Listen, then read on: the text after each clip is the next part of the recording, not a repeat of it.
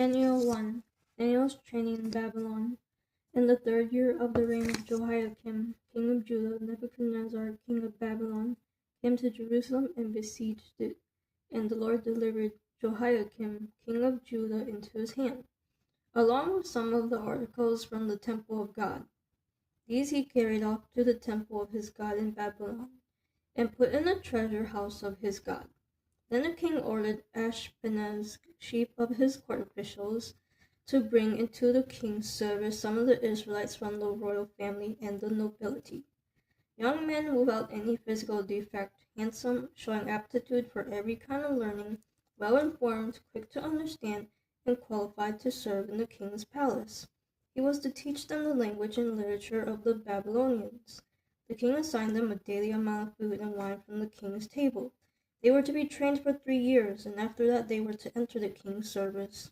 Among those who were chosen were some from Judah: Daniel, Hananiah, Mishael, and Azariah. The chief official gave them new names. To Daniel, the name Belteshazzar; to Hananiah, Shadrach; to Mishael, Meshach; and to Azariah, Abednego. But Daniel resolved not to defile himself with the royal food and wine, and he asked the chief official for permission not to defile himself this way. Now God had caused the official to show favor and compassion to Daniel.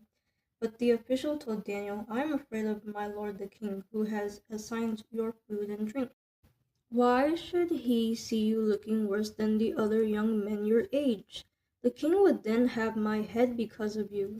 Daniel then said to the guard whom the chief official had appointed over Daniel, Hananiah, Mishael, and Azariah, "Please test your servants for 10 days.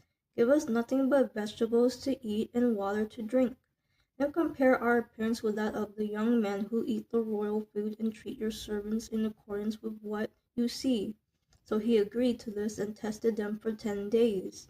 At the end of the 10 days, they looked healthier and better nourished than any of the young men who ate the royal food. So the guard took away their choice food and the wine they were to drink and gave them vegetables instead.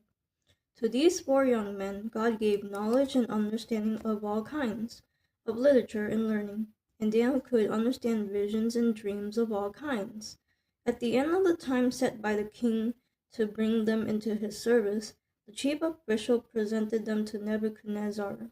The king talked with them, and he found none equal to Daniel, Hananiah, Mishael, and Azariah. So they entered the king's service in every matter of wisdom and understanding about which the king questioned them. He found them 10 times better than all the magicians and enchanters in his whole kingdom.